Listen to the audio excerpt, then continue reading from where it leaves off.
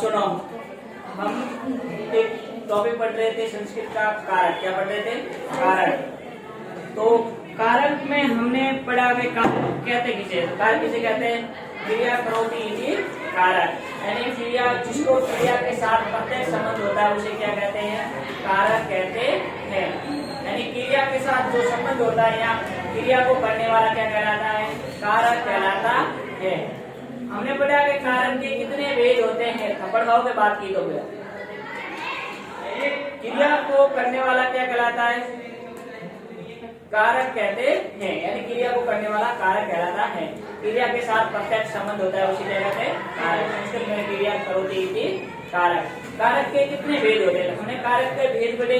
तो कारक के भेद होते हैं वो संस्कृत में कितने होते हैं? कितने होते हैं? सत कारकाणि भेदानि सन्ति। संस्कृतम सत कारकाणि भेदानि सन्ति। संस्कृत में स कारक के भेद होते हैं। हमने स भेद पढ़े, उसमें हमने पढ़े कि हिंदी में कितने भेद होते हैं?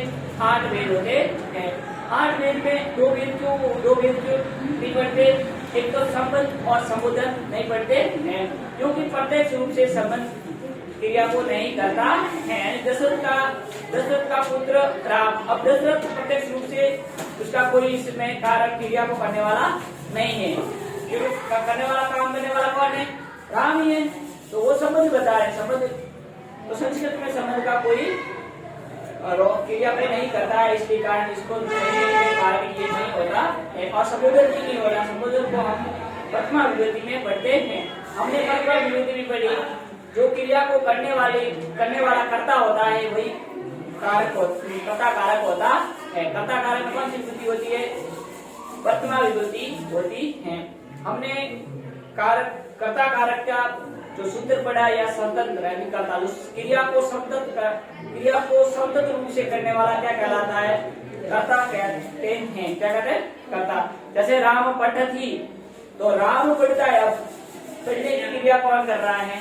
राम। तो यह राम क्या है? कर्ता है। हमने परसर्ग भी पढ़े। जैसे कर्ता के लिए परसर्ग क्या आता है? ने। कर्ता ने क्या आता है? ने। यानी कौन सी विभूति होगी कर्ता में? प्रथमा विभूति होगी। फिर पढ़ा हमने कर्म। कर्म का हम पढ़ेंगे दूसरा टॉपिक कर्म, लेकिन हमने भेद पढ़ा है तब क्या पढ़ा? कर्म। कर्म के लिए विभूति क्या आती है? परसर्ग क्या आता है? ओ। क्या आता है? ओ। कौन सी विभूति होगी? द्वितीया। कौन सी होगी? द्वितीया। तो कर्म कारक द्वितीया विभूति होगी। इसके लिए को आता है। तो फिर बड़ा करण। करण के लिए क्या आता है? मसरत यानी से क्या आता है? से आएगा, लेकिन वो किस अर्थ में आएगा? साधन या सहायक के अर्थ में। साधन या सहायक के अर्थ में आएगा करण। तृतीया विभूति करण कारक। तृतीया विभूति करण कारक। फिर होगा संप्रदाय। क्या होता है? चौथा भेद कौन सा होता है? संप्रदाय। संप्रदाय के लिए क्या आता है? के लिए। क्या आता है? के लिए यानी किसी को देने के अर्थ में हो या नमस्कार के अर्थ में हो। तो कौन सी विधि होती है?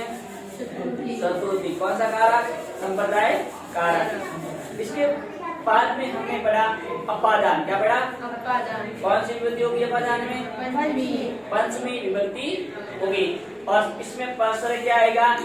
से। लेकिन से किसके अर्थ में आएगा? अलग होने के अर्थ। अलग यानी पृथक होने के अर्थ में आएगा। इसके बाद में हमने पढ़ा संबंध, जो संस्कृत में कारक का भेद नहीं माना गया है, लेकिन विभूति होती है। संबंध कारक में कौन सी विभूति होती है? षष्ठी। यानी संबंध में षष्ठी विभूति होती है, लेकिन संस्कृत में इसको कारक नहीं माना गया है। और इसके लिए का के की ता रे री ये परसर्ग है। हिंदी अनुवाद पढ़ेंगे हम संस्कृत के से हिंदी अनुवाद करते तो हमारी ये काम आती। तो कारक तो पढ़ ले तो पूरी विभूतियां तो कितनी पढ़नी है? विभूतियां कितनी होती है? 7। 8 का क्या होता है? संबोधन। विभूतियां हमें पढ़ना तो पूरा है, लेकिन हमारे अगर पूछे कारक भेद में संबंध नहीं आएगा, लेकिन विभूतियां तो पढ़नी पड़ेगी। तो पढ़ेंगे हम पूरा, विभूतियां पूरी पढ़ेगी षष्ठी की भी, क्योंकि हमारे समाज में भी काम आते हैं और हिंदी अनुवाद में भी काम आते हैं। इस कारण पढ़ना पड़ेगा। इसके बाद संबंध के बाद में कौन सा होता है? अधिकरण। क्या होता है? अधिकरण। अधिकरण के लिए क्या होगा? कोई आधार होगा, किसी के ऊपर चीज होगी। जैसे ये मेज के ऊपर मेज के ऊपर, किताबें, या सीढ़िया पेड़ के ऊपर बैठी है, वृक्ष के ऊपर, या मैं पर ऊपर, इनके लिए प्रश्न क्या आता है? मैं पर ऊपर। विभक्ति कौन सी होगी? सप्तमी विभक्ति। कौन सी विभक्ति होगी? सप्तमी विभक्ति। और 8वां अंतिम कौन सा? संबोधन। संबोधन, लेकिन कारक का भेद नहीं माना गया है। इसको किस में पढ़ते? प्रथमा विभक्ति में पढ़ते हैं। तो संबोधन, संबोधन जैसे हे वास, अरे, ये शब्द होते हैं और संबोधन सेन होता है। इसके बाद में हम आज उसके मैंने प्रथमा विभक्ति आपको बढ़ा दी है। अब पढ़ेंगे हम कर्म कारक। कौन सा पढ़ेंगे? कर्म कारक। और कर्म कारक में विभक्ति कौन सी होती है बच्चों? द्वितीया विभक्ति होती है। तो हेडिंग लगाओ दूसरा। और आपको जो भी नहीं लिख रहा है, क्लास अटेंड नहीं आ रहा है, उस सभी को ये लिखना है। संस्कृत के जितने में लिखा है वो कॉपी में होने चाहिए। मैं कभी भी चेक कर सकता हूँ। जितने भी ग्रामर लिखा है वो सभी होने चाहिए। अब हम पढ़ेंगे करण। कौन सा कारक? कर्म कारक। और कर्म कारक के लिए प्रश्न क्या आता है? को। क्या आता है? को। और कौन सी विभक्ति होती है? द्वितीया विभक्ति होती है। तो कर्म कारक विभक्ति चिन्ह क्या होगा? को। प्रश्न क्या होगा? को। प्रश्न को हम और किस नाम से जानते हैं? चिन्ह, न कि चिन्ह। चिन्ह। कारक का क्या चिन्ह होगा? को। और विभक्ति कौन सी होगी? द्वितीया। द्वितीया दूसरी विभक्ति द्वितीया विभक्ति होगी। इसका पहले सूत्र होगा, सूत्र होगा कर्तु इप्सितम कारकः। सूत्र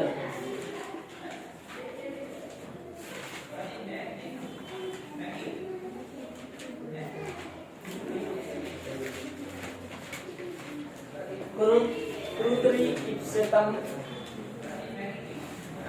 तम कर्मः। क्या लिखोगे? कर्म। इसका मतलब क्या होगा?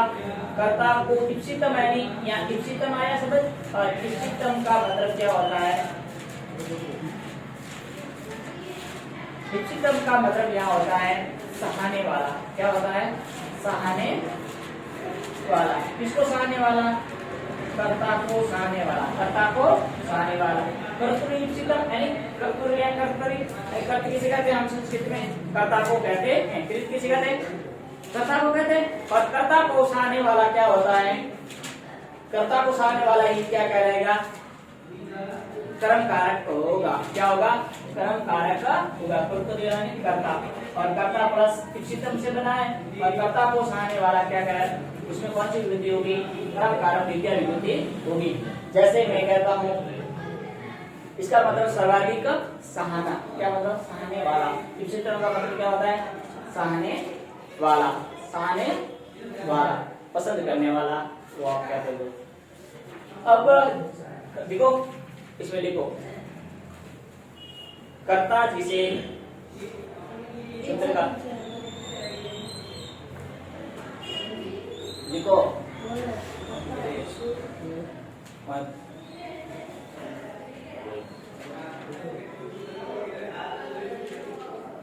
कॉपी लाते रहो।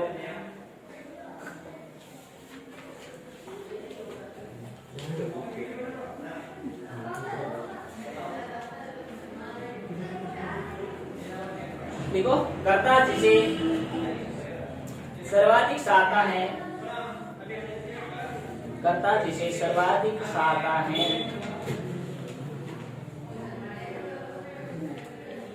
कर्ता जिसे सर्वाधिक सहाता है, उसकी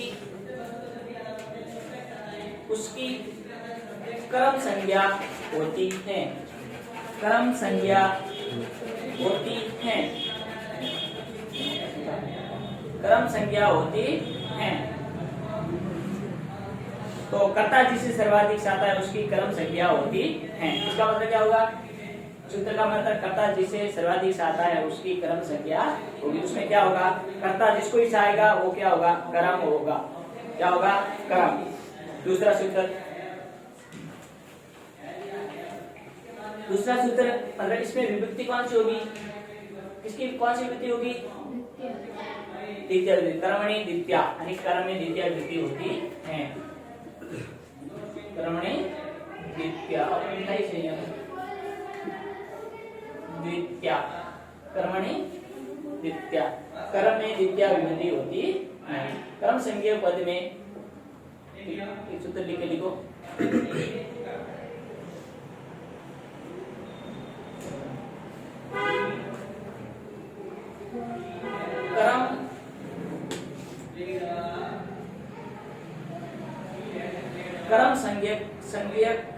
कर्म संज्ञक में द्वितीय विभक्ति होती है। द्वितीय विभक्ति होती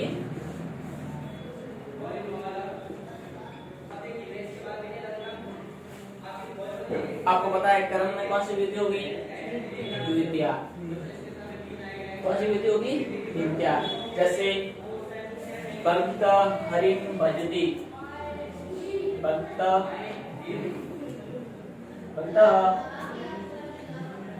हरिम भजति, भजती है बजता है या भक्ति करता है, भजन करता है। भक्त हरि को बजता है, भक्त हरि को बजता है। यहाँ क्या होगा? भक्त हरि को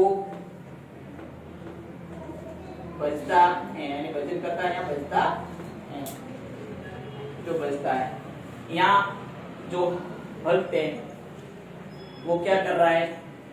हरि को बजता है, हरि के भजन करता है। तो यहाँ किसको सहारा है? वो कौन सहारने वाला कौन है? भक्त। किसको? हरि। तो सहारने किसको सहारा है? हरि को। इसमें कौन सी विधि होगी? द्वितीय विभक्ति। हरि रामम, किस रामम में कौन सी विधि है? द्वितीय। रामम रामो रामान। तो इसी तरह हरि में कौन सी विधि होगी? द्वितीय। मैं हरि कैसे अनुस्वार भी लगा सकता हूँ, और अनुस्वार का हम क्या लिख सकते हैं? हरि ये म भी लिख सकते हैं। ज्यादातर ये ऐसे लिखा जाता है हरि, यानी इसमें कौन सी विधि है? द्वितीय। तो इसमें कौन सा कारक होगा? कौन सा कारक होगा? कर्म कारक। और विभूति कौन सी होगी? द्वितीय। और किसको सहारा है? भक्त। भक्त मतलब किस कौन सहारा है? भक्त सहारा है, भक्त सहारा है। तो भक्त क्या है? करता है, करता। तो कर्म कारक यानी जिसको सहाता है वो क्या होगा? कर्म कारक। करता द्वारा जिसको सहाते वो क्या होगा? कर्म कारक। ये बात सिद्ध हो गई सूत्र का अपने। तो भक्त किसको सहारा है? हरि को। हरि को पसंद कर रहा है, तो हरि को यहाँ हरि में कौन सी वृद्धि हुई? द्वितीय। द्वितीय। हरि तो एक हो सकता है, हरि किसने कहा था? किसे? म लिख सकते हो, लेकिन हलंत होना सही है। इन्हें म लेकिन पूर्व को क्यों नहीं आ रहा? ये अनुस्वार का ही मतलब क्या होता है? म आता पीछे में संस्कृत में अनुस्वार आता ही, आपको क्या समझना है? अब अनुस्वार संधि बड़ी हो गई। अनुस्वार संधि में सबसे पहला हरि धन बंदे। अब ये तो मैंने कैसा है? शब्द विषेद किया हुआ है। क्या किया हुआ है? मतलब ये मैंने क्या किया हुआ है? हरि में कैसा होगा? विषेद ऐसे होता है। ये विषेद किया हुआ है। क्या है? विषेद। इसको मैं ये विषेद किया हुआ है, और इसको मैं हरि, तो हम इसको मैं संस्कृत में साथ में लिखो तो कैसे लिखा जाएगा? बंदे। अब संधि शब्द कौन सा है? ये। संधि विषेद कौन सा है? ये। तो मैं खुला भी ऐसे लिख सकता हूँ। ये विशेष शब्द किया हुआ है, और ये कैसे है? साथ में, मतलब संधि शब्द है। कैसा शब्द है? संधि शब्द है हरि मंदिर। तो इस तरह का सॉरी अनुस्वार, क्या अनुस्वार का क्या कर रहे हैं हम? विसर्ग। सॉरी विसर्ग का मतलब हमने अनुस्वार म का क्या आता है? अनुस्वार। कौन सी संधि? अनुस्वार व्यंजन संधि। उसका पूरा नाम क्या है? अनुस्वार व्यंजन संधि। ये अब संधि बार बार आ रही है कि अपने अगर ऐसा समझ आ जाए संधि विच्छेद करना है तो हरि धन बंदी कोई भी आओ, ये आया आपको कुछ संधि कीजिए तो क्या करोगे? ये शब्द करोगे हरि धन बंदी। हरि ना म लिखा हुआ नहीं आना चाहिए। क्या आएगा? सीधा अनुस्वार आएगा संधि करण। संधि विच्छेद करो हरिम धनवंते या विसर्ग वाला तो क्या करेंगे ऐसे, ठीक है। तो ये ध्यान रखना। तो इसमें यही है, हरिम लिखो, ये भी लिखो या ये लिखो, दोनों सही है। ये क्या है संधि शब्द है और ये क्या है संधि विच्छेद किया हुआ शब्द है।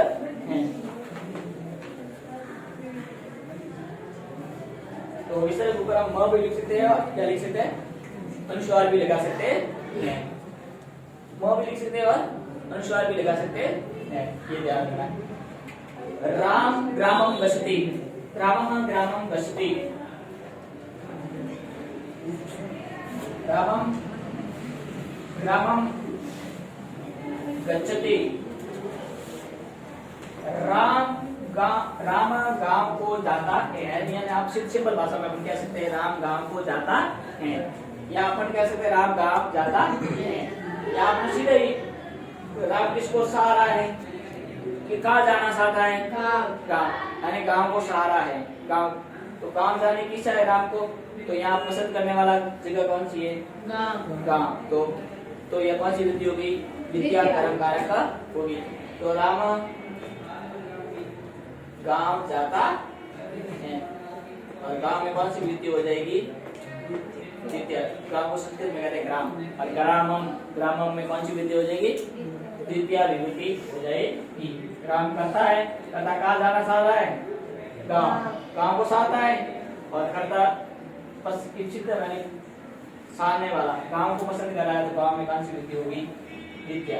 और राम ग्राम जाता, गांव जाता है या गांव को जाता है, ये भी लिख सकते हैं, या गांव जाता है सिंपल भाषा में ये भी लिख सकते हैं। अब सीधा कर्म का पता चल रहा है, गांव क्या है या कर्म है।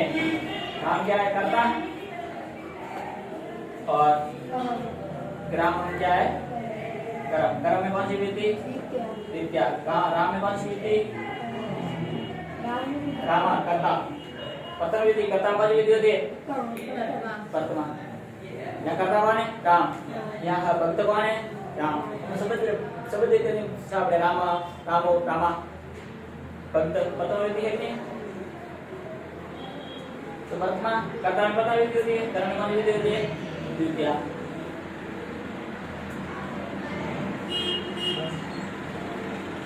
विद्या इसमें कर्म कारक अपने इम्पोर्टेंट है, इसमें ज्यादा सूत्र है, तो आपको सूत्र पूरे याद करेंगे। अब एक पहला सूत्र हो गया कौन सा कर्तृ-ईप्सितम कर्म। अब दूसरा सूत्र लिखेंगे हम। तो कोई किसी को अगर सहारा है तो उसमें कौन सी विधि होगी, कारण पूछते हैं अपन को, ये सूत्र लिखना पड़ता है। यहाँ हिंदी में लिखते हैं कर्ता जिसको सहारा है उसमें कौन सी विधि होती है कर्म कारक होता है। जैसे ये आया भक्त हरि भजति, इसमें कौन सा भक्त नीचे अंडरलाइन की जगह यार लाइन पीछे रेखा से रेखा अधोरेखित आ जाएगा, अधोरेखित मतलब नीचे रेखा वाला है में कौन सी विभूति है भक्त। अब आया हरि में क्या आया, सबसे पहले आपके कैसे आता सवाल, जैसे भक्त हरि भजति ये आ गया सवाल। अब इसके नीचे क्या है अधोरेखित है, नीचे रेखा है, अधोरेखित रेखा वाला में कौन सा कारक है। तो कारक कौन सा है पहले बताओगे, कारक यहाँ विभूति कौन सी है, विभूति आप बताओ पहले बताओगे। कर्म कारक द्वितीय विभूति, कर्म कारक द्वितीय विभूति है, कौन सी विभूति है द्वितीय विभूति। ये तो बता दिया। अब कुछ तत्कारण, इसके कारण बताओ, किस कारण हमने सूत्र पढ़ा है कर्तृ-ईप्सितम कारक, ये लिखना पड़ता है। कारण क्या लिखना पड़ता है कर्तृ-ईप्सितम कारक, यानी कर्ता जिसे साता है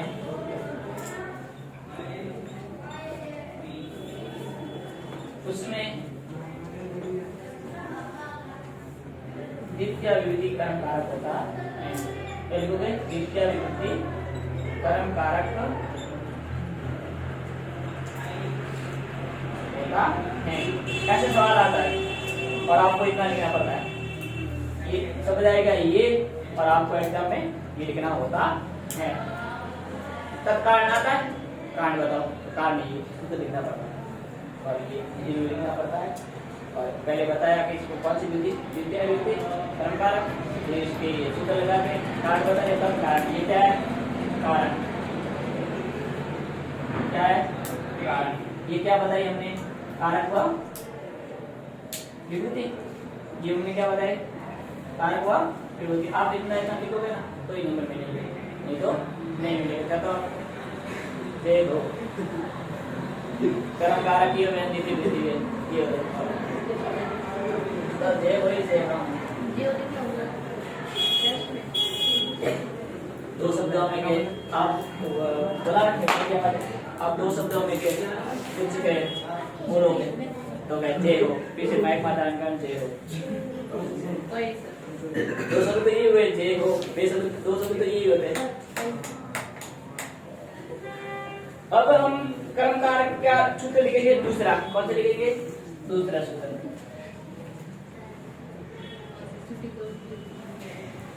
सूत्र दूसरा कौन सा होगा? अधि शील स्था सा। अधि देखो ये शील स्था सा स्था और साम स्था सा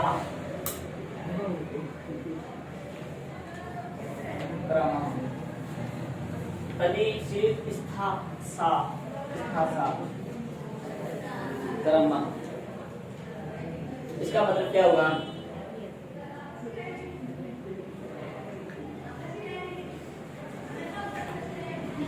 इसके मतलब क्या हुआ? अति उपसर्ग होगा। या ये क्या है आपको बताओ? अति उपसर्ग है। क्या है ये? आपको क्या अधि क्या आपने पढ़ा है, पहले पढ़ा था। अधि क्या है? पर मतलब तो हमने पढ़े तो क्या है? उपसर्ग है। अधिक उपसर्ग है तो अधिक उपसर्ग होगा कहाँ होगा? पूर्व यानी पहले। क्या होगा? पूर्व यानी पहले। किन किन के पहले? ये सभी क्या है? धातु है। स्था और स्था प्लस आस, स्था प्लस आस ये धातु है। तो यहाँ हो जाएगा एक तो सिलो। सिल का मतलब होता है सोना। क्या होता है? सोना। सोना मतलब होना नहीं और सोना, वो सोना स्लीपिंग सोना और भाषा में और स्था ये धातु के ऊपर ये लगा सकते हैं। यहाँ होगा स्था। क्या होगा? स्था का मतलब क्या होता है? ठहरना। क्या होता है? ठहरना। स्था का मतलब क्या होता है? ठहरना। ये धातु है, धातु को पड़े क्रिया स्था नहीं ठहरना, सीधे सोना। और क्या है? आस। क्या होता है? आस। आस का मतलब होता है रहना। क्या मतलब होता है? रहना। ये तीन धातु आई हुई है। आस यानी रहना।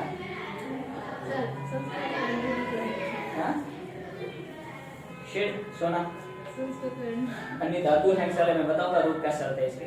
तो ये इसमें कौन सी विधि होगी? के आधा की क्रम संख्या होगी। के आधा की क्रम संख्या होगी। अब क्या का मतलब? कहने का मतलब क्या होगा? या मतलब कहने का मतलब यह हुआ कि अगर कोई भी ये तीन धातु है। कौन कौन सी तीन धातु है? सेठ, स्था और आस। ये तीन धातुओं के पूर्व में अगर अधि उपसर्ग है। क्या उपसर्ग है? अधि उपसर्ग है तो उसमें कौन सा कारक होगा? अगर धातु यानी क्रिया के ये तीन उपसर्ग, ये तीन धातु हैं, इनके उपसर्ग लगा हुआ है अधि, तो उसके पहले वाले पूर्व वाले में जो संख्या होगी उसमें कौन सा कारक होगा? कर्म कारक का होगा। द्वितीय विधि होगी। जैसे हरि बैकुंठ में सोता है। संस्कृत होगा। मैं हिंदी में जवाब के लगा। हरि बैकुंठ पानो है सोता है। पानो है पानो तो हुआ तो तेरे दिया गया है पानो है। हरि भगवान के लिए लिखा गया है। हरि किसके लिए गया है? भगवान। हरि बैकुंठ में सोता है, बैकुंठ में सोता है। अब मैं ये देख के बनाओ अपने काम लगे कि अन्य कौन सी विधि होगी। बैकुंठ में सोता है तो यहाँ आपको अपन को लगता है कि इसमें दूसरी कोई विभूति होगी। मैं आया तो अपन सोचते हैं कि अधिकरण होगी, लेकिन अधिकरण नहीं होगी। क्यों नहीं होगी कि ऐसे कोई सोने का बात आ जाए, क्या आ जाए, सोने की बात आए, और वो किसमें सो रहा है, बैकुंठ में। अपन हिंदी में बात करेंगे तो यहाँ क्या आएगा, हरि। हरि तो क्या है यहाँ, करता है। कौन है, करता है। सोने वाला व्यक्ति कौन है, हरि, तो यहाँ करता है। किसमें सो रहा है, बैकुंठ। तो बैकुंठ को संस्कृत में बैकुंठ ही कहते हैं। और इसकी बैकुंठ की द्वितीय विभक्ति क्या हो जाएगी, बैकुंठम। क्या हो जाएगी, बैकुंठम। और अधिसेते क्या हो जाएगी, इसका सिद्ध का क्या शब्द धातु, सेते। उसमें आत्मनेपदी वाले शब्द, आत्मनेपदी वाले सेते, अधिसेते। सिद्ध धातु के पहले क्या है, अधि। क्या है, अधि। तो कौन सी, इसमें कौन सी विभक्ति हुई, कर्म कारक द्वितीय विभक्ति हुई। आपको ये समझना होगा कि अगर सोने ऐसे लिखा आएगा, हरि बैकुंठम अधिसेते, ये रेखा के शब्द भी आएगा, तो इसमें कौन सा कारक है बताओगे, आप क्या बताओगे, कर्म कारक द्वितीय विभक्ति है। मैं पूछो इसका कारण बताओ, तो कारण ये थी अधिसिद्ध सा कर्म, ये याद करना पड़ेगा।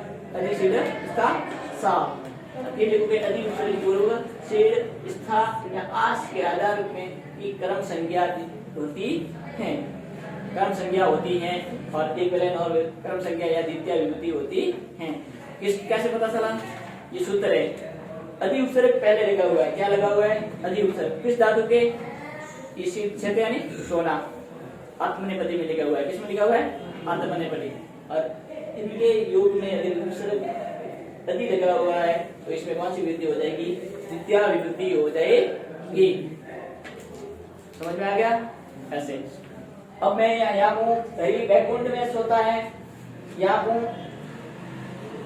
हरि बैकुंठ में ठहरता है, अरे सोता है। मैं एक वाक्य तो बना दी हूँ, नौ पे अधिसेते ले लिया, क्या ले लिया, अधिसेते। अब मैं हूँ, ठहरता है। अपन को ये 20 वाला एक लेना है। हरि बैकुंठ में ठहरता है, हाँ तो हरीश भी ठहरता है, मतलब उसमें ये ठहरता है, बैकुंठ में ठहरता है, ठहरता है, ठहरता मतलब शब्द बटा है जो हमें। तो ठहरता है तो मतलब यहाँ क्या होगा, ठहरता स्था धातु को कौन सी गति होती है, स्था। मैंने अपने धातु में है, धातु में स्था, स्था का अर्थ है तिष्ठति, तिष्ठति यानी ठहरना, तिष्ठ या स्था, ये पढ़ा है हमने। तो यहाँ क्या आ जाएगी, क्या आ जाएगी, अधि तिष्ठति, क्या आ जाएगी, अधि तिष्ठति। अधितिष्ठ धातु के पूर्व में अधि उपसर्ग है, क्या उपसर्ग है, अधि उपसर्ग है, तो कौन सी विभक्ति होगी, इसमें द्वितीय विभक्ति होगी। इसके लिए अलग मतलब ये आपको देखना एक बार, आप वाक्य क्या पढ़ोगे, हरि बैकुंठम अधि तिष्ठति, दोनों साथ में तो नहीं आएंगे। ये तो मैं उसके लिए सोना है, इसके लिए क्या है, ठहरता है। हरि बैकुंठ में सोता है, ये वाक्य एक बार लाइन छोड़ दो, ये छोड़ दो, ये पढ़ रहे। हरि बैकुंठ में ठहरता है, और ठहरने के उपसर्ग में कौन सा उपसर्ग आता है, अधि। अधि उपसर्ग आता है तिष्ठ धातु, तिष्ठ को या स्था को, तो आता है, तो कौन सी विभक्ति होगी, इसमें द्वितीय विभक्ति होगी। ये सूत्र है अपना, स्था या तिष्ठ, स्था या तिष्ठ। ठीक है। आसनी, आसनी क्या होता है, रहना। आसनी क्या होता है, रहना। और रहते को हम कहते हैं आस्ते, क्या कहते हैं, आस्ते। इसको कहेंगे अध्यास्ते, क्या कहेंगे, अध्यास्ते। कैसे बना, धातु तो देखो अधि उपसर्ग है, क्या है, अधि उपसर्ग है, और आस्ते क्या है, धातु, आस धातु से, और अपने नदी में आस्ते, क्या शब्द है, आस्ते। तो यहाँ अधि उपसर्ग है और आस्ते धातु है, तो देखो इधर देखो, ये ई है, ई के बाद में क्या है, आ है। ई के बाद में अगर कोई अलग आ जाए तो कौन सी संधि होती है, कौन सी संधि होती है? यण संधि होती है। तो ध का हो जाएगा आधा और ई का क्या आ जाएगा य के बाद में क्या है? स्वर आगे कौन सा है? आ की मात्रा लग जाएगी और बन जाएगा अध्यास्ते। यण संधि के कारण ये क्या बन गया? अध्यास्ते। क्या बन गया? अध्यास्ते। ये में संधि पढ़ा था, यण संधि तब नियम पढ़े थे। अध्यास्ते, अध्यास्ते इसलिए बना।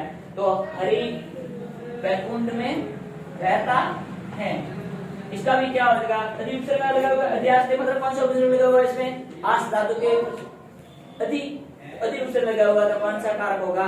कर्म कारक द्वितीय विभक्ति होगी। कारण ऊपर रहा और ये तीनों एक ही वाक्य, एक ही शब्द में मेहनत की वाक्य बता दे। तो आप तीनों अलग अलग लिख सकते हो, यहाँ साथ में तो मैंने बता दिया। हरि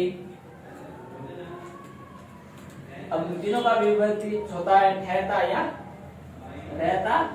अलग अलग तीनों वाक्य, ये कितने वाक्य है बताओ? 3 वाक्य। कितने वाक्य? हरि वैकुंठ में सोता है, हरि वैकुंठ में ठहरता है, हरि वैकुंठ में रहता है। दूसरा कोई वाक्य लेते हैं अपन। बालक खाट पर सोता है, बालक खाट पर सोता है।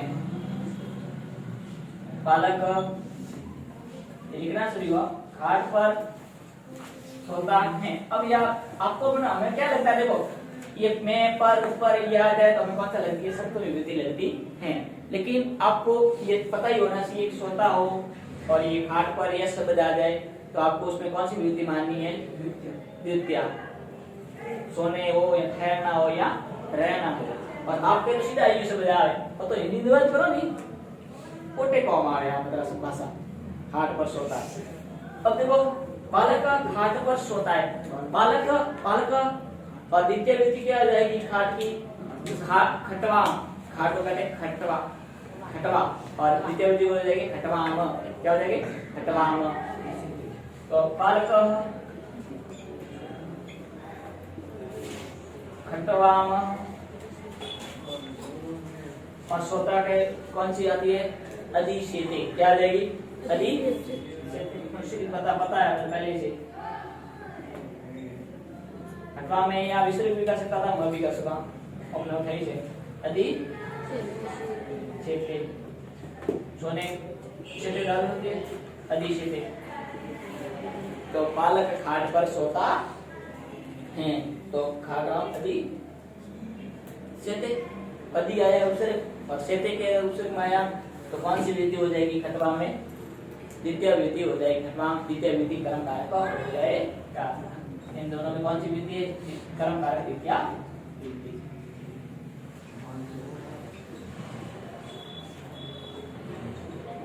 द्वितीय विभक्ति लिखते रहो, जल्दी जल्दी। कर्म कारक द्वितीय के कारक आपको सूत्र पता है?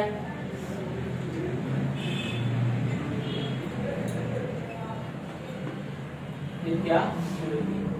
अब मैं वाक्य लिखाऊं, लिखो जल्दी। अब कुल लिखोगे, नोट डाउन कर लो जल्दी जल्दी, फिर मैं वाक्य बोलो लिखो।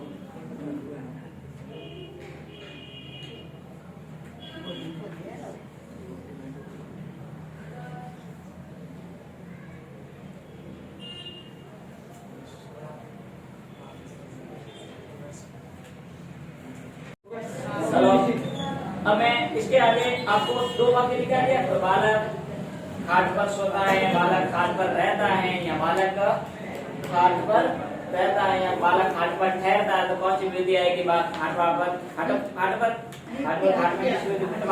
द्वितीय विधि होगी। अब मैं लिख रहा हूँ वाक्य लिखो आप। वह गांव में ठहरता है, वह गांव में ठहरता है।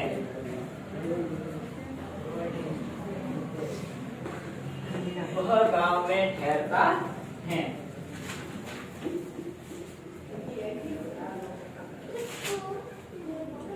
गांव में ठहरता है।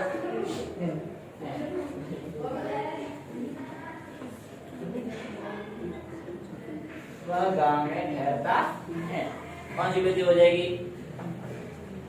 वह गांव में ठहरता है। वह के लिए सर्वनाम शब्द कौन? वह क्या है? सर्वनाम शब्द। वह के लिए सर्वनाम शब्द क्या है? स। वह गांव में ठहरता है। किसमें ठहरता है? ठहरता आ गया। पठहरता आता है तो काम में कौन सी वृद्धि, काम को कहते हैं ग्राम, क्या कहते हैं ग्राम। और ग्राम में कौन सी वृद्धि हो जाएगी, द्वितीय विभूति हो जाएगी। कौन सी वृद्धि हो जाएगी, पठहरता को क्या कहते हैं संस्कृत में, तिष्ठ धातु। तिष्ठ धातु के साथ में कौन सी विभूति होगी, कौन सा उपसर्ग होगा, अधि उपसर्ग। द्वितीय विभूति है तो कौन सा उपसर्ग होगा, अधि। अधि तिष्ठति, अधि तिष्ठति। तो आपको पूछे जैसे स ग्राम अधि तिष्ठति, तो इसमें कौन सा कारक होगा, तो बताओगे कर्म कारक द्वितीय विभूति होगी। क्यों, कारण बताओगे, तत्कारण। तत्कारण क्या बताओगे, अधि शीड स्था अस, अधि अधि शीड स्था और अस के योग में आप फिर लिखोगे अधि उपसर्ग के पूर्व, अधि उपसर्ग का पूर्वेण कौन कौन से शीड यानी सोना और स्था यानी स्था या तिष्ठ यानी ठहरना प्लस और कौन सा आस, आस यानी रहना के योग में विद्या विभूति होती, विद्या विभूति कर्म कारक होता है। ये बात लिखोगे कारण में, क्या लिखोगे, ये सूत्र लिखे ये। तो कौन सी विभूति होगी, कैसे पता करना, तिष्ठ धातु के उपसर्ग में योग में क्या है, अधि। और ठहरना हो, रहना हो या सोना हो तो उसके उपसर्ग कौन सा लगाओगे, अधि।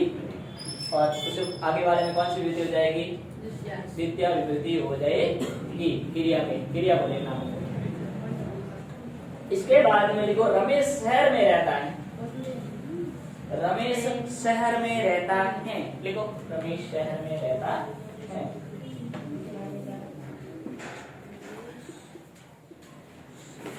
शहर में रहता है।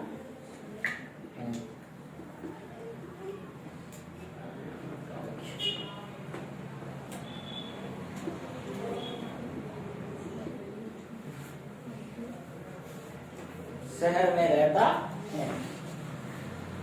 बताओ शहर को क्या कहते हैं हम संस्कृत में, नगर। नगर क्या कहते हैं, नगर। नगर की विद्या विधि क्या हो जाएगी, नगर। क्या हो जाएगी, नगर। रमेश तो रमेश तो करता है, कर्ता में कौन सी विधि होती है बच्चों, कर्ता का प्रथम विधि होती है।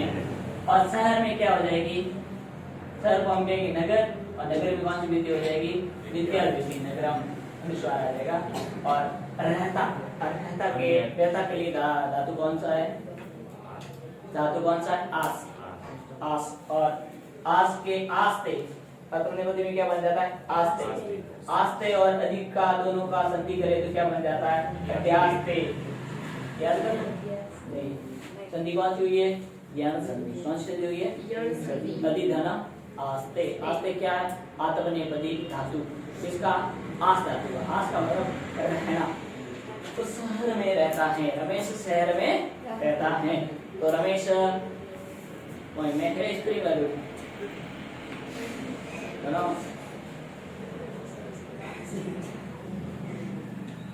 आप आगे पढ़ेंगे इसमें, तो ये इसको आपको पढ़ के समझ में आ गया होगा। अधि उपसर्ग के योग में कौन कौन सी धातु होगी, शीर, स्था और आस।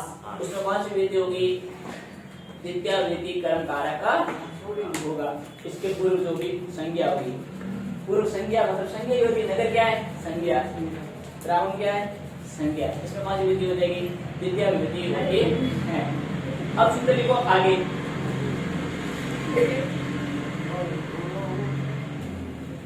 अब लिखेंगे इसका, ये कितने नंबर सूत्र था, 3 नंबर लिखो, ऊपर से लिखते हैं, ठीक है।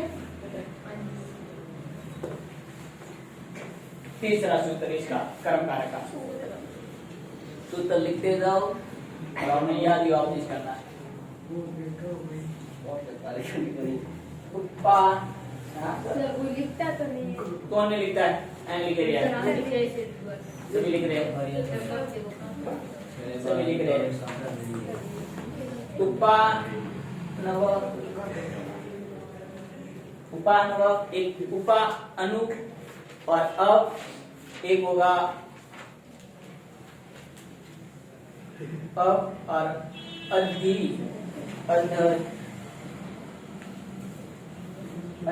अधि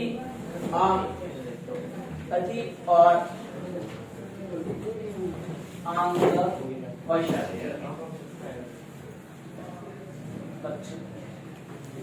ये सूत्र है।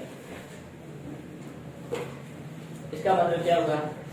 उपानवधयाङ्ग, उपानवधयाङ्ग वश। इसका मतलब क्या होगा? ये उपा, देखो इसमें देखो, उप क्या है? उप क्या है? उप क्या हमने पढ़ा था? उपसर्ग है। क्या है? उप क्या है? उपसर्ग। उप और देखो यहाँ अब उप और आन, तो यहाँ न के बाद में व आया, तो ये किसका व आता है? या तो है क्या बना है, तो या क्या हो जाएगा? अनु। क्या हो जाएगा? अनु। अनु भी क्या है?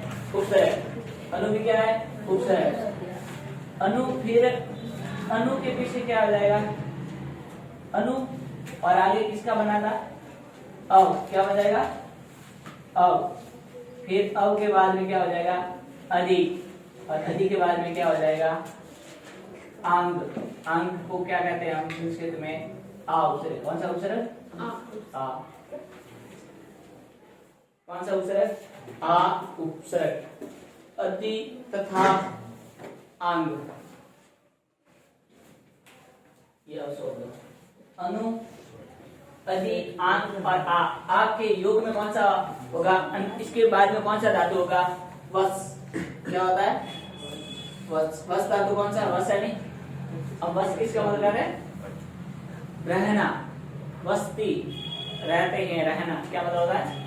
रहना। तो वस धातु के योग में कोई भी धातु आए चारों में से, उप, अनु, अप, अनु, अधि और आंग, कौन से कितने उपसर्ग है?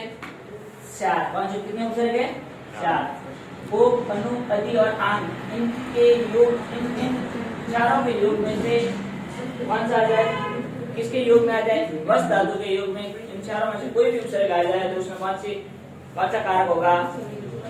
कर्म कारक द्वितीय विभूति होगी। कौन कौन से उपसर्ग? उप, अनु, अधि और आंग। आंग को हम संस्कृत में क्या कहते हैं? आंग या आ। और कौन सी धातु होगी? वस। वस अभी रहना।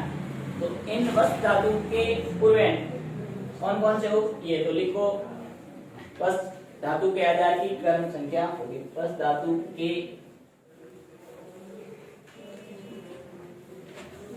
अब ये याद करना पड़ेगा, आधार की कर्म संज्ञा द्वितीय विभक्ति होगी। कर्म संज्ञा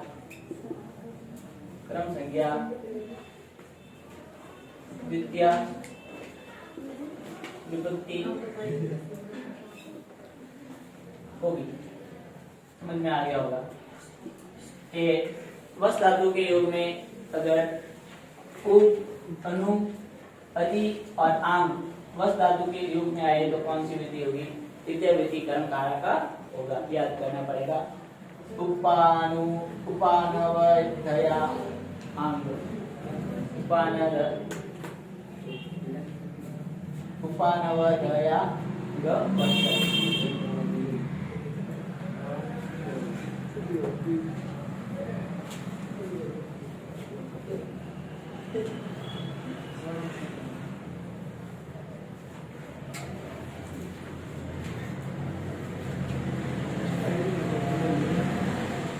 लिखो तो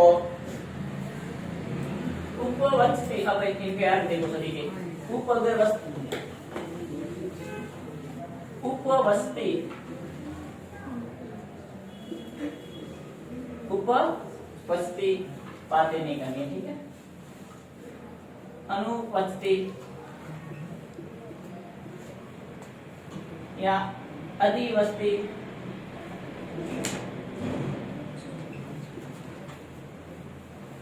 या क्या हो जाएगी?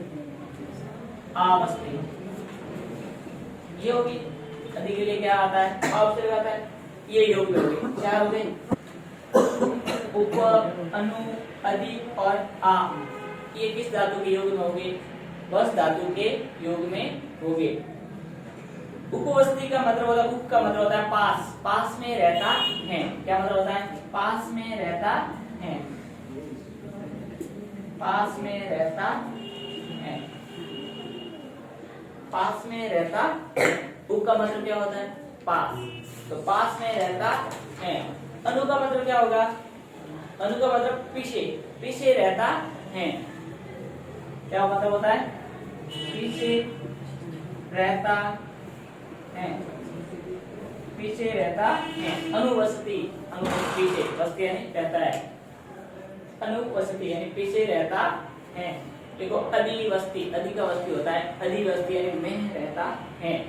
अधि का मतलब में रहता है।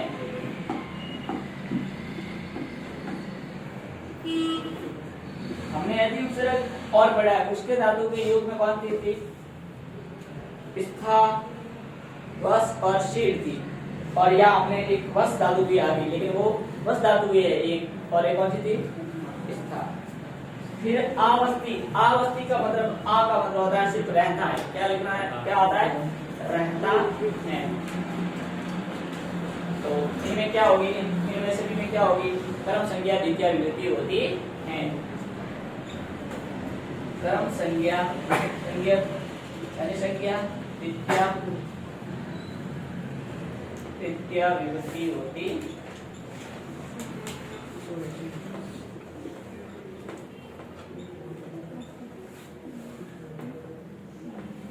द्वितीय विभक्ति होती है। अब लिखो वाक्य,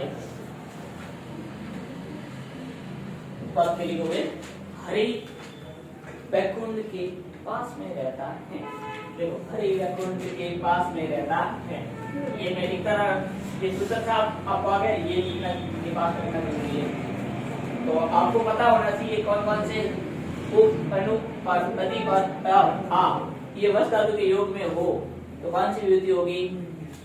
कर्मधारय द्वितीय विभक्ति होगी संज्ञा में, जो उससे पहले होगा। अब आप लिखोगे हरि बैकुंठ के पास रहता है, तो लिखो हरि बैकुंठ के पास में रहता है। हरि बैकुंठ के पास में रहता है। हरि बैकुंठ के पास में रहता है। हरि बैकुंठ के पास में रहता है, इसका मतलब क्या हुआ? हरि बैकुंठ के पास में रहता है, इसका मतलब क्या हुआ? हरि बैकुंठम उपवसति, क्या मतलब हो गया? उपवसति। लिखो हरि बैकुंठम उपवसति। तो हरि बैकुंठम और के पास में रहता है, सभी का क्या आ जाएगा? उपवसति। क्या आ जाएगा? के पास में रहता है, पास के लिए क्या आता है? उपवसति। देखो संस्कृत काफी सरल है, तो खतरा में लगा दी के पास के लिए रहता है, पास में रहता है, तो इसमें कौन सी वृद्धि हो जाएगी? द्वितीय कर्म संज्ञा हो जाएगी। इसमें जो उसके पहले होगा उसमें संज्ञा में कौन सी वृद्धि हो जाएगी? प्रतीक के जो कर्म होगा उसमें कौन सी वृद्धि हो जाएगी? द्वितीय वृद्धि हो जाएगी। अब देखो, बालक गांव के पास रहता है, बालक गांव के पास रहता है। देखो अपने आप लिखोगे, अब मैं नहीं लिखूंगा। बालक गांव के पास रहता है, बालक गांव के पास रहता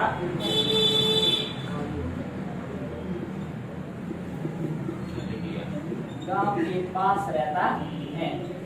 अब संस्कृत बनाओ। बालक ग्रामम उपवसति। बालक गांव के पीछे रहता है, बालक गांव के पीछे रहता है। देखो, बालक गांव के पीछे रहता है। देखो, बालक विद्यालय के पीछे रहता है, बालक विद्यालय के पीछे रहता है। टाइम स्कूल हो रहा है पालक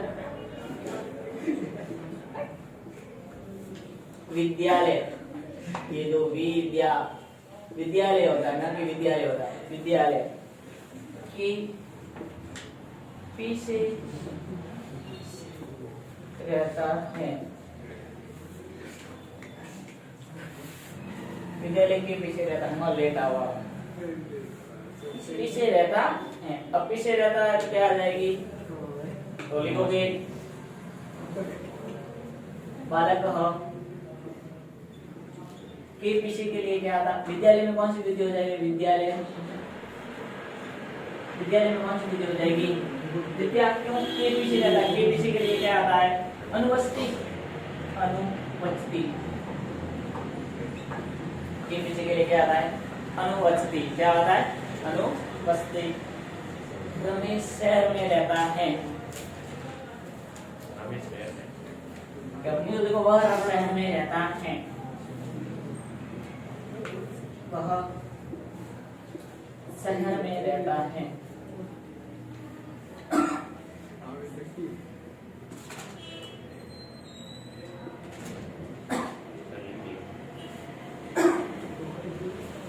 वह शहर में रहता है, वह के लिए क्या आता है,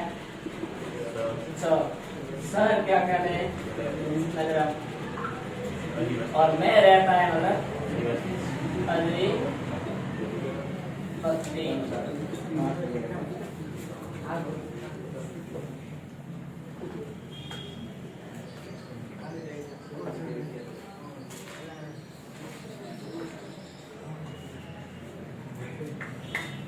देखो ये गांव रहता,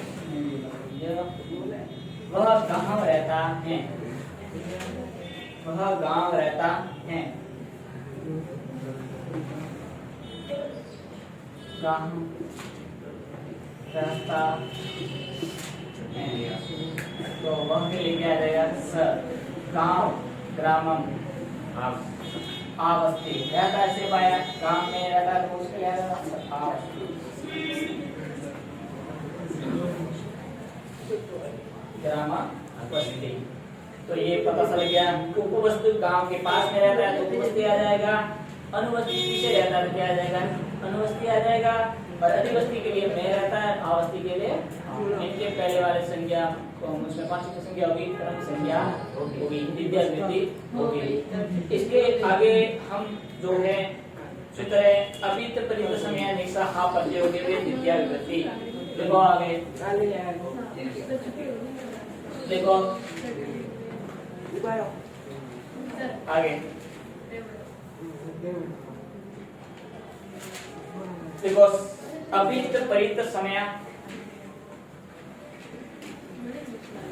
अभित परित समय निक्षा,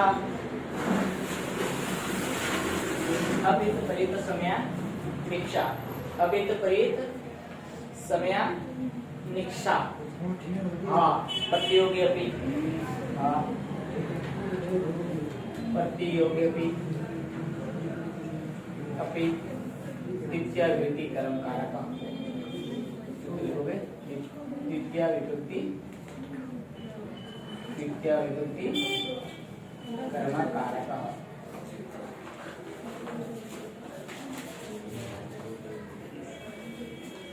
अभित परित समय निशा और हा, इनके योग में हमेशा कौन सी वृद्धि होती है, और प्रति के योग में हमेशा द्वितीय के भी योग में क्या वृद्धि होती है, द्वितीय विभक्ति होती है।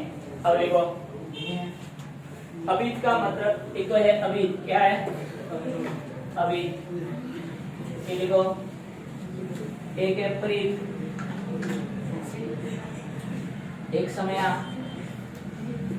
एक निक्षा, कैसे फिगर है, और एक हा, और एक आता है प्रतीक। ये शब्द है, ये अव्यय शब्द है। क्या शब्द है ये, क्या शब्द है, अव्यय शब्द। अव्यय शब्द पढ़े थे, अव्यय शब्द पढ़े थे तो ये अव्यय शब्द है। और अव्यय शब्द हमें हिंदी में आप सभी को पता है। अभित का मतलब क्या होता है, दोनों और, क्या मतलब होता है? दोनों और अंतर, दोनों और, दोनों और, दोनों और ब्रीथ का मतलब क्या होता है? सारा और, के लिए पढ़ो, सारा और, सारा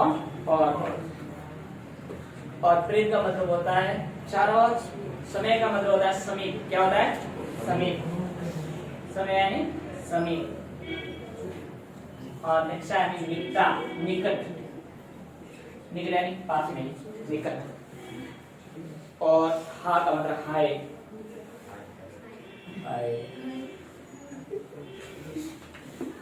और प्रति का मतलब होता है और, यानी की और, यानी तरफ कहते हैं हम और का मतलब यहाँ डबल मात्रा वाला नहीं है, और ऐसे, और का मतलब होता है की और, तो या तरफ हो, जैसे दक्षिण और, पश्चिम और नहीं, और देखो, विद्यालय के दोनों ओर वृक्ष हैं, विद्यालय के दोनों ओर वृक्ष हैं, देखो देखो जल्दी, विद्यालय के दोनों ओर वृक्ष हैं,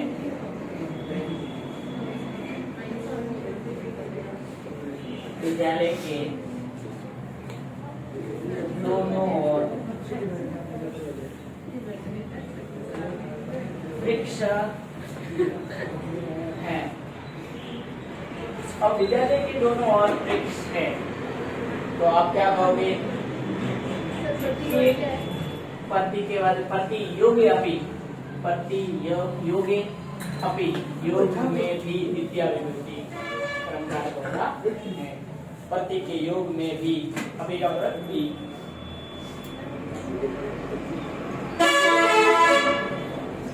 अब देखो ये दोनों और दोनों और के लिए हमारे यहाँ क्या आता है? अभी क्या आ रहा है? अभी, तो अभी दोनों और आया तो उसमें आपको उसके पहले जो शब्द है उसमें कौन सी वृद्धि हो जाएगी? कौन सी वृद्धि हो जाएगी? द्वितीय विभक्ति हो जाएगी। अभी आया, अभी के जो पहले हैं उस संज्ञा में कौन सी वृद्धि हो जाएगी? कौन सी वृद्धि हो जाएगी? द्वितीय विभक्ति कर्म कारक हो जाएगा। इसका सूत्र ये, अभी समय आय द्वितीय विभक्ति, द्वितीय विभक्ति कर्म कारक। और अभी तो दोनों और के लिए आ गया वृक्षा संति। वृक्षा संति यहाँ क्यों आएगा? क्योंकि वृक्ष दोनों और वृक्ष है तो मतलब वृक्ष ज्यादा ही होंगे, तो बहुवचन के लिए यहाँ वृक्षा, वृक्षा बहुवचन, वृक्ष वृक्षो वृक्षा, और वृक्षा बहुवचन का शब्द आ गया। और अस्थि एक वचन के लिए लगता है, स्थ लगता है द्विवचन के लिए, और संधि लगता है बहुवचन के लिए। तो विद्यालय के दोनों ओर वृक्ष हैं, तो वृक्ष बहुवचन में होंगे, तो इसके लिए वृक्षा संति। अभी तक विद्यालय अभी तक वृक्षा संति, तो अभी के योग में हमेशा कौन सी विभक्ति होती है? कौन सी विभक्ति होगी? द्वितीय विभक्ति होगी। अभी के योग में कौन सी विभक्ति होगी? द्वितीय विभक्ति होगी। प्रीत के योग में कौन सी विभक्ति होगी? द्वितीय विभक्ति। सारा देखो, गांव के सारा और खेत है, देखो गांव के सारा और खेत है।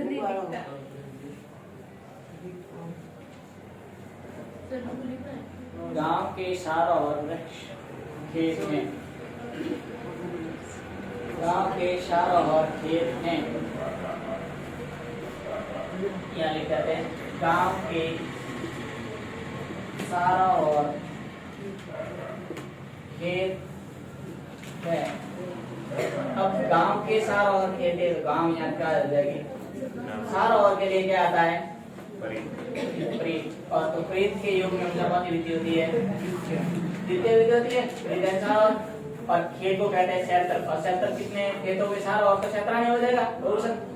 फल फलम फल फल फलम फले फलानी, क्षेत्र क्षेत्र क्षेत्राणी संति।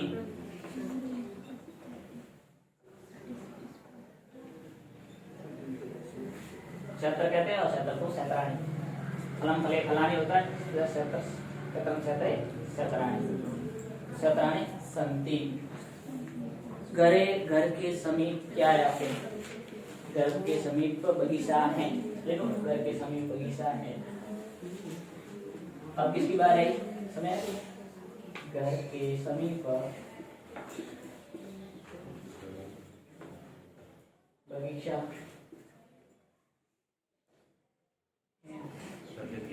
घर के समीप बगीचा है। क्या हो जाएगा? घर को क्या कहते हैं? ग्रह। ग्रह और ग्रह की क्या विधि कर जाएगी? समीप के लिए कौन सा आता है? समय। और घर के लिए क्या आ जाएगा? ग्रह। ग्रह कहते हैं संस्कृत में, यानी ग्रह को लगा वो नक्षत्र है। वो ग्रह और घर देखे हटा नहीं जाता।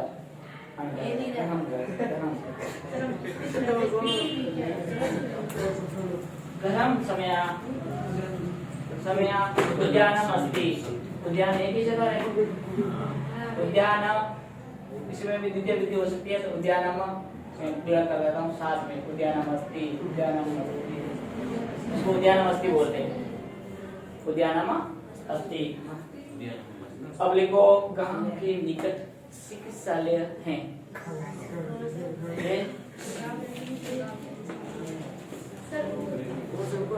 तो लिख रहा है आपको, गांव के निकट चिकित्सालय है।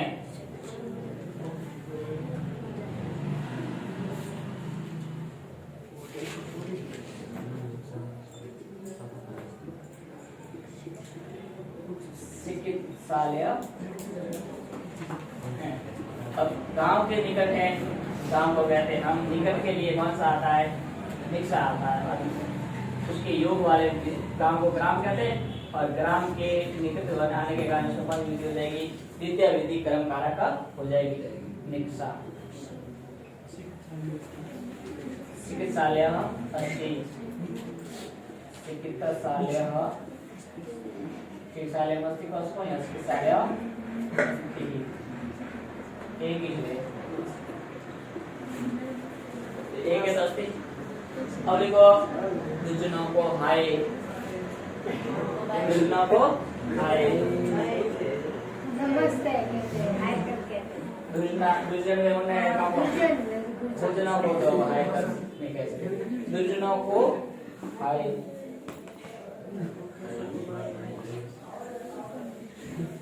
और दुर्जन में चतुर्थी विधि होती है, अरे द्वितीय विधि होती है। दुर्जनों को हाय। दुर्जन कैसे?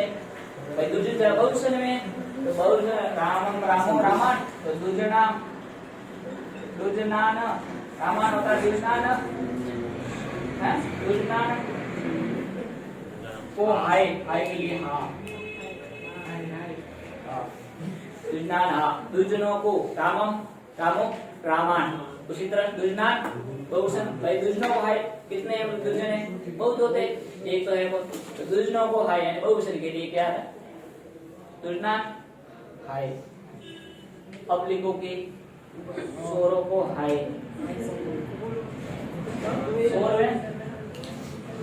सोरों को हाय। हाय लागे को ना को हाय लागे। हाय लागे केवा हाय। हाय हाय मार तो बड़ा थे, मार बड़ा होना रहेगा लागे। मार बड़े सोरा को क्या कहते? सोरा सोरा ना हाय। अखर में हाय नहीं आ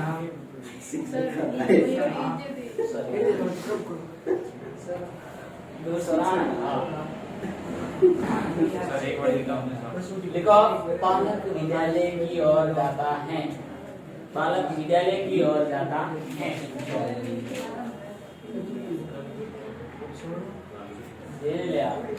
बालक विद्यालय बालक विद्यालय की ओर जाता है।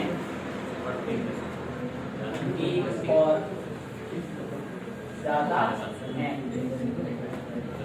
मैं और लगा दूंगा, लेकिन ये बाद में सभी पढ़ाया ना, इसके एक साथ में उदाहरण लगा।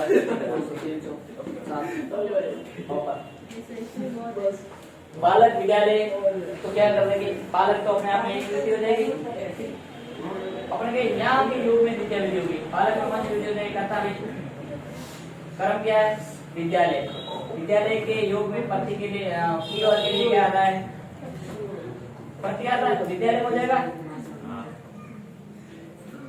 विद्यालय, और ई और के मतलब के लिए आता क्या आता है, पति, और जाता को क्या कहते हैं, गच्छति, वर्तमान काल में जाता है गच्छति, जाता है, तो विद्यालय की ओर जाता है। हमने जो पढ़े हैं वो याद करते रहो साथ साथ में, नहीं तो ये जाता है।